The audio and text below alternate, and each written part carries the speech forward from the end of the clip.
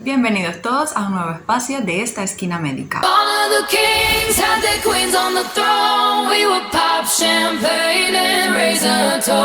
Existen muchos trastornos de la personalidad, pero ellos los vamos a dividir en tres grupos fundamentales. Los trastornos del grupo A, que son aquellos que prefieren estar aislados del mundo.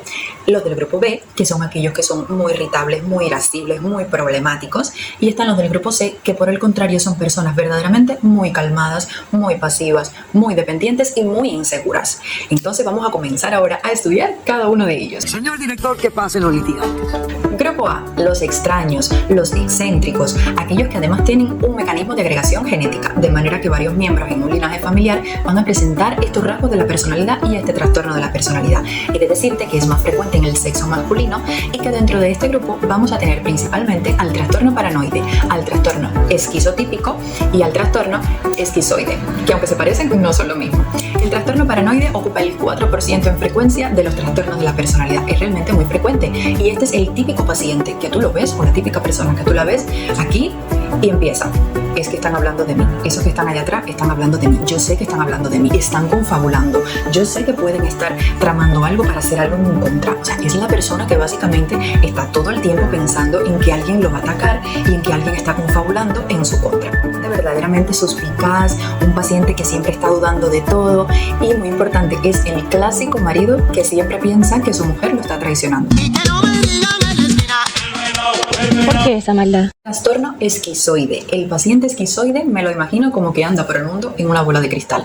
Este es el paciente que realmente le da igual lo que pasa en el mundo. Yo no me molestaría si usted me rechazara. Es que va caminando por la calle y se cae un edificio y él sigue caminando porque es que no le interesa. No me importa.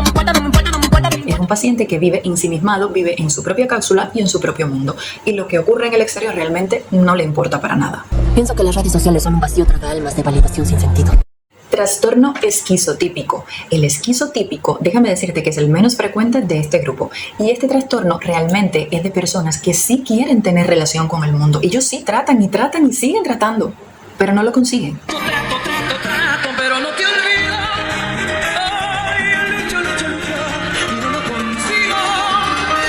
¿Y por qué no lo consiguen? Porque es que esta persona tiene un pensamiento místico. O sea, es una persona que cree que existen cosas sobrenaturales, que cree en los ritos, en los mitos, habla de cosas de oscuridad. Entonces, como tiene un pensamiento raro y todo basado en la magia y en las creencias y todo esto, las personas realmente se alejan. Por eso es que no logran tener una relación afectiva, una relación de amistad, incluso relaciones de pareja, de manera exitosa, por su pensamiento. No, él no se aísla. Las personas son quienes deciden aislarse.